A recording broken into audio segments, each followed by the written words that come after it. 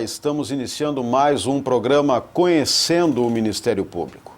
Crianças e adolescentes vítimas de disputas entre pais separados ganharão um novo amparo legal caso seja aprovado projeto de lei de autoria do deputado federal Regis de Oliveira, que prevê sanções à alienação parental. A alienação parental consiste na interferência de um dos genitores na formação psicológica da criança para que repudie o outro, bem como em atos que causem prejuízos ao estabelecimento ou à manutenção de vínculo com este. Para abordar o tema, convidamos a Procuradora de Justiça Maria Regina Fay de Azambuja, que atua perante a 7ª Câmara Civil do Tribunal de Justiça Gaúcho, e a chefe do Centro Psicossocial da Infância e Adolescência do Hospital de Clínicas de Porto Alegre, médica Maria Lucrécia Scherer Zavascks. Senhoras, é um prazer tê-las aqui conosco no nosso programa e eu vou começar com a doutora Maria Regina.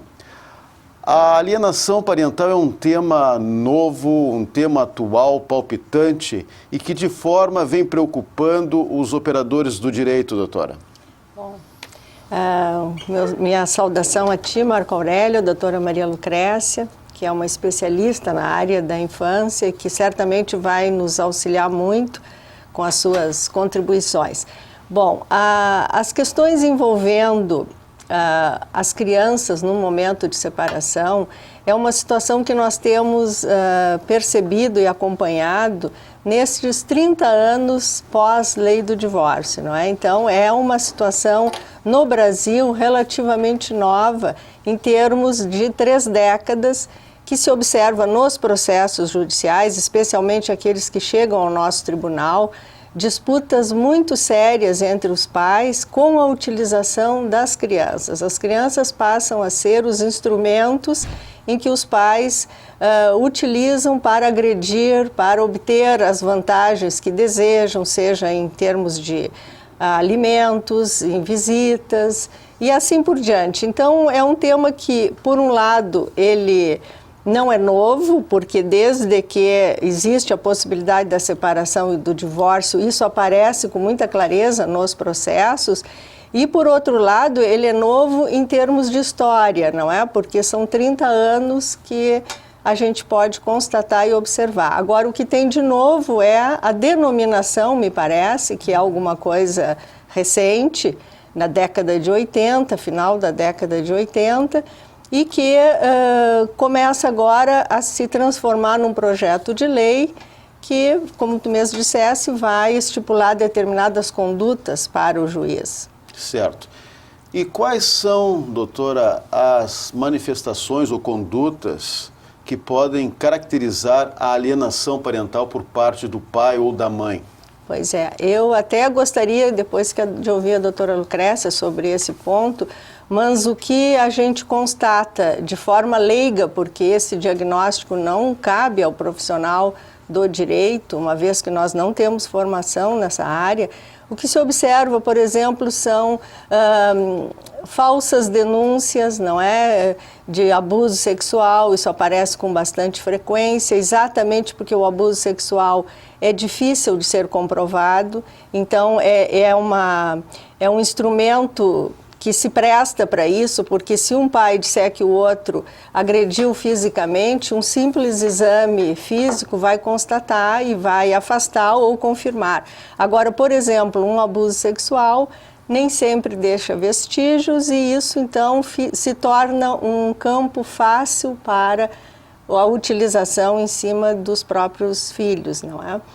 E denegrir a imagem do outro pai ou da mãe, enfim, fazendo afirmações que nem sempre, ou quase sempre, não correspondem à realidade, ou mesmo que correspondam, são exageradas, são de uma forma que deturpam a imagem daquele genitor e acabam se refletindo na convivência familiar, ou a criança não quer ir com o pai, ou com a mãe, enfim, é isso que a gente observa. Certo. Do ponto de vista médico, doutora Lucrécia, como a alienação parental, que pode ocorrer durante a separação ou depois da separação do casal, pode afetar a criança ou adolescente psicologicamente. Bom, eu primeiro quero lhe agradecer a oportunidade, agradecer à doutora Maria Regina por este momento e dizer o seguinte, a separação de pais já é algo extremamente complexo e que para a criança, da perspectiva da criança, é algo muito doloroso. Qualquer separação de pais já é, vamos dizer assim, doloroso para a criança e pode levar a sequelas emocionais. Qualquer separação, mesmo uma separação consensual, né? A menos que o clima familiar esteja tão deteriorado que a separação vem como um lenitivo para a criança, né? Ocorre que isso depende da personalidade da mãe, da personalidade do pai. Se há, vamos dizer assim, um divórcio consensual, a criança é inteligente, a criança é saudável, a criança é afetuosa, vamos dizer assim, as consequências da separação serão menos danosas, uma vez que o pai e uma mãe entram em acordo quanto à questão de como organizar a vida da criança pós-divórcio. A questão é que, se há a separação do casal, já há dissensões entre o homem e a mulher. E o que ocorre? Muitas vezes, tanto a mãe quanto o pai usam, né, a criança, como disse a doutora Maria Regina, usam a criança como arma para atacar o genitor, vamos dizer assim, influenciando na mente dessa criança. Esse tipo de problema ocorreu desde sempre, né? Quando os pais se separam, as crianças ficam no meio desta contenda, né? E lamentavelmente, né, o que o Dr. Gardner chama de síndrome de alienação parental existe na medida em que um dos pais se arvora no direito de atacar a capacidade perceptiva da criança e inventa uma história ou mente ou degrada o pai que está, digamos assim, separado, que está fora do lar, né? Então, esta situação é altamente destrutiva para a mente da criança. Porque se a criança, por exemplo, percebe o pai não é uma má pessoa, mas se a mãe diz o teu pai não vale nada, o teu pai não presta, o teu pai não me ajudou, o teu pai é um mau companheiro, para mim, que isso não é, vamos dizer assim, da alçada da criança, a criança fica predisposta negativamente ao pai, mas ao mesmo tempo ela sabe que o pai não é essa má pessoa. Então isso causa uma confusão mental na criança e essa confusão mental vai se estender não só à relação entre os pais, mas se estende ao processo de aprendizagem, se estende ao processo desenvolvimental da criança, né? Então as consequências deste ataque à mente da criança, ela é, vamos dizer assim, incalculável. Certo. Eu diria, não sei se estou certo, a senhora é a Sim. médica, mas os reflexos desta síndrome da Sim. alienação parental, ela pode causar transtornos por toda uma vida? Sem dúvida, sem dúvida. Deixa sequelas por toda uma vida e talvez também, né, para as próximas gerações. Suponhamos que uma criança, como muito pequena, muito influenciada, porque a modelagem da personalidade de uma pessoa, a modelagem do caráter de uma pessoa, depende da relação que essa pessoa tem com seus pais. Então, e com os seus cuidadores, né? No momento em que há uma modelagem perversa, uma modelagem que distorce a imagem das pessoas, a criança vai ficar com um viés na sua capacidade perceptiva. E isso não só ela vai levar para toda a vida, como ela pode levar para o seu cônjuge e para os seus filhos, né? Então isso é importante porque esse era um princípio que já se tem desde o início do século retrasado, quando Freud entrou em cena e mostrou que, vamos dizer assim, a personalidade ela depende da bagagem genética e das vivências. Certo. E Sim. no seu trabalho a senhora tem enfrentado muitas situações Inúmeras, muito antes desta nomenclatura. Isso aqui é uma nomenclatura. né? E, ao meu ver, bastante superficial para a matéria. Sim. Né? Eu me inteirei da proposta do Dr. Gardner, ele tem razão em muitas coisas quando ele propõe essa nomenclatura, né? Mas ela é tangencial ao problema. Essa é a minha maneira de ver. Né? Isto aqui pode ser, vamos dizer assim, tipo um guia superficial, mas que tem que ser embasado em cada caso clínico e precisa ser examinado também do ponto de vista psicológico, médico, social, porque as pessoas trabalhadoras da saúde, como assistente social, como a psicóloga, como o psiquiatra, o psicanalista, têm mais condições de ir mais aprofundadamente nestes aspectos da síndrome, né? Porque ela consta de 8 itens. Né? Primeiro, uma campanha denegritória contra o genitor alienado. Isso aqui já causa uma distorção brutal, porque se um genitor não é aquilo que o outro genitor propagandeia, é algo que ataca a capacidade perceptiva da criança. Então, a racionalização fraca, absurda e frívola. Se a criança é inteligente, ela fica confusa, porque ela percebe que não é assim, alguma coisa está errada. E essa confusão ela vai levar para sempre. Depois, falta de ambivalência, eu não acredito porque ambivalência existe. Apenas ela faz um teatrinho na hora de fazer uma, digamos assim, uma declaração solicitada. Olha, diz lá para o juiz, eu vi, minha filha, que teu pai é mal para ti. Aí ela faz o teatrinho e diz, obedece, não é? Fica persuadida por isso, né?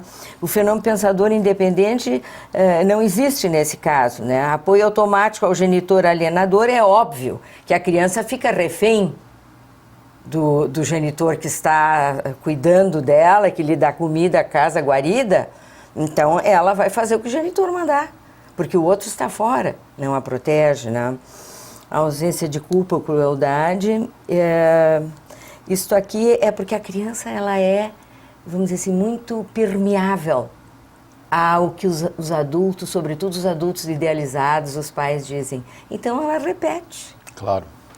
Doutora Maria Regina, a Justiça tem tratado essa questão sobre o enfoque do direito de família. O que mudaria com esta lei? E lhe pergunto ainda, há uma possibilidade de haver uma caracterização criminal? Esse é um debate que está sendo feito em termos legislativos, não é? Se vai ser criminalizado ou não. Me parece que o ponto mais importante desse projeto talvez seja trazer à tona a situação da criança nesses conflitos, não é? Agora, a minha preocupação é que o projeto acabe se transformando em lei, valorizando mais o aspecto punitivo dos pais e, com isso, tirando o foco que é a criança, não é? A criança é que tem que ser vista como alguém que está em formação, alguém que precisa ser cuidada e que naquele momento os próprios pais que deveriam desempenhar esse papel estão tão atrapalhados que na maioria das vezes não conseguem enxergar o seu próprio filho. Então esse parece que é o ponto que deveria ser valorizado, não é? Agora, para isso, o sistema de justiça sozinho não vai poder fazer muita coisa.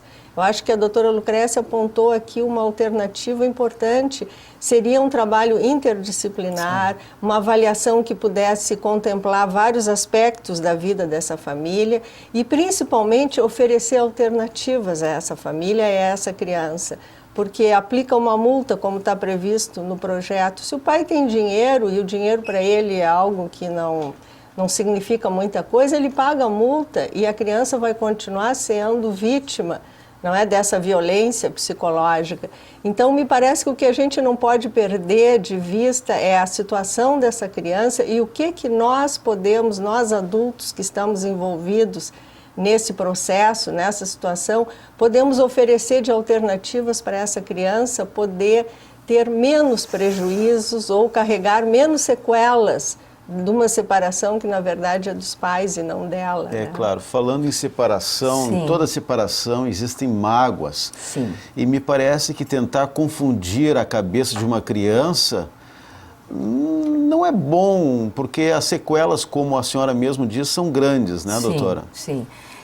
E é algo mais grave com o ser humano, é destruir a capacidade desse ser humano de raciocinar, de perceber. E isso é típico. Eu tenho a impressão assim que um pai ou uma mãe, se tiverem a ousadia de denegrir o outro genitor injustamente, essa que é a questão dessa síndrome de alienação parental, né? Não há procedência nisso, porque nós também estamos muito acostumados, a doutora Maria Regina me acompanha também lá no Hospital das Clínicas, e em casos de processos de litígio, nos quais realmente o pai é um abusador, ou a mãe é uma drogadita, uma sociopata. Então, nestes casos, é protetivo separar a criança deste pai doente, violento e agressivo, né? Mas nos casos em que não há essa característica do genitor, a criança realmente fica privada de um genitor mais razoável, porque se uma pessoa tem a ousadia de distorcer a imagem de uma outra para uma criança, ela já está, vamos dizer, tendo um ato perverso, né? Já é doentio isso. E já adoece a criança. Portanto, eu concordo plenamente com a doutora Maria Regina, nós devemos observar cada caso, é muito difícil generalizar, né? E cada caso tem a sua história parental, ou seja, o pai já vem de uma família X ou Y com tais características, a mãe vem de uma família X ou Y com tais características, cada um tem a sua personalidade que já foi modelada por outras gerações, por todos os antepassados. No momento que há uma ruptura dessa família, realmente as crianças ficam desamparadas. E há necessidade de que a criança ainda disponha do seu pai e da sua mãe, mesmo que os pais sejam separados. Agora, nesta situação da alienação parental, o que infelizmente é muito comum e é mais prevalente hoje em dia do que há 30 anos atrás, né, ela vai gerar uma lesão importante na capacidade cognitiva e na capacidade de discernimento desta pessoa. Uma outra questão que eu vou lhe fazer, é importante num processo de separação preparar a criança para aceitar o padrasto e também a madrasta? Sim, se forem pessoas idôneas, vale a pena. Se forem pessoas, não é, de má índole também, como um pai que tenta distorcer a cabeça da criança, naturalmente seria uma lástima, né? Mas sem dúvida, tudo precisa ser preparado, inclusive a separação dos pais. Não é? Assegurar a criança de que mesmo os pais se separando, a criança não vai deixar de ter seu pai e sua mãe. Né? Sim. Muitas vezes os cônjuges não compreendem assim. Né? O ressentimento e o rancor, as coisas mais sórdidas do ser humano aparecem depois de uma separação. E aí este ser humano, para se vingar do parceiro, usa o que há de mais precioso entre eles, que são os filhos, para atacá-los. Sim. Isso é perverso já em si próprio. Doutora Maria Regina, qual é a punição para o pai ou a mãe que incitar, né, o seu filho, né, por uma questão de ódio até, né, contra o outro? Pois é, aí depende de se caracterizar a situação, não é, específica que está acontecendo e que vai se analisar. Mas seria uma forma de abuso, de violência psicológica, não é? Que é das formas de violência talvez a mais comum e a menos valorizada, porque ela ocorre em situações banais ou cotidianas, não é? Como, por exemplo, casos em que os pais impedem que os filhos atendam o telefone do outro genitor, a criança não fica nem sabendo muitas vezes que o pai ligou, então ela fica se sentindo abandonada quando na verdade quem está fazendo esse meio de campo e impedindo esse contato é a própria mãe ou o próprio pai, e assim por diante. Me lembro de casos, de processos em que com a separação os pais não deixam as crianças levar as roupas, por exemplo, sapatos, roupas, livros, tem que ter cada um na sua casa. Então a criança, para trocar de casa, ela tem que trocar de roupa, ela tem que deixar um pedaço da vida dela não é sobre o cuidado daquele pai com quem ela passou o fim de semana. Então são coisas simples assim do dia a dia e que acabam gerando, não é, uma violência e que nem sempre é como a violência física, porque a violência física todos veem, todos têm condições de acudir a criança. Agora esse outro tipo de violência, de maltrato, de negligência, é mais difícil de ser percebido por nós que não temos o preparo. Agora, é evidente que se a gente puder contar com um profissional da saúde mental numa hora dessas, talvez a gente pudesse encurtar um pouco o caminho, não é, desse drama que as crianças vivem. E são situações que hoje elas estão na pauta pelo seguinte: há 30 anos atrás, nós tínhamos pouquíssimos processos envolvendo violência sexual contra a criança, seja na área criminal. Na área criminal, pouquíssimos processos, eram exceção em qualquer comarca do nosso estado e do nosso país. Hoje, eles representam um número significativo de demanda. Isso também aparece nas varas de família, então se cria um ambiente, vamos dizer assim, propício para que se possa também utilizar essa alegação, mesmo quando ela não existe, porque já existe uma preocupação maior da sociedade com essa violência. Então, as pessoas naquela situação de dificuldade e de domínio que querem exercer sobre o outro, porque me parece que é uma dificuldade na separação dos pais, não é? Porque se eles puderem elaborar melhor essa separação, eles vão poupar um pouco os filhos, eles vão poder deixar o espaço do filho mais preservado, mas é uma dificuldade de aceitar aquele rompimento, de aceitar aquela perda, nem que seja uma perda que não era saudável, mas que para aquele grupo era algo importante. Então, é esse contexto todo que nós vivemos hoje e que me parece que acaba contribuindo para que esse tipo de violência, embora a gente tenha hoje uma Constituição que ressalta pela primeira vez, não é, a criança como sujeito de direitos, paradoxalmente, nós estamos vivendo um momento em que a criança ainda é muito fragilizada pela falta desse cuidado e um outro ponto, falta de preparo, me parece, dos profissionais para enfrentar isso. Quando chega uma situação dessas num processo, todos se angustiam, mas ninguém sabe o que fazer. As pessoas se sentem muito impotentes, os próprios profissionais se sentem impotentes. E o que eles fazem? Utilizam os instrumentos que eles dispõem, que eles conhecem e que nem sempre são os melhores para aquele caso concreto. Certo. E para provar essa alienação parental dentro do processo, a procuradora, a juíza, ela conta com os profissionais da área médica. Me parece que é algo novo. Nós temos algumas decisões lá na nossa Câmara em que se cita a síndrome da alienação parental, mas sequer sem uma avaliação psicológica, psiquiátrica ou interdisciplinar. Então, esse é o ponto que eu queria chamar a atenção. Me parece que nós, da área do direito, não temos, me parece não, eu tenho absoluta certeza, nós não temos aptidão para dizer isto é síndrome da alienação parental. E como se, dizendo isso, se resolvesse o problema. Então, me parece que nós temos cada vez mais que utilizar dessas avaliações, não para identificar é isso ou é aquilo, mas para poder oferecer alternativas que venham a beneficiar aquela família, aquela criança. Qual é o acompanhamento, doutora, que essa criança deve ter?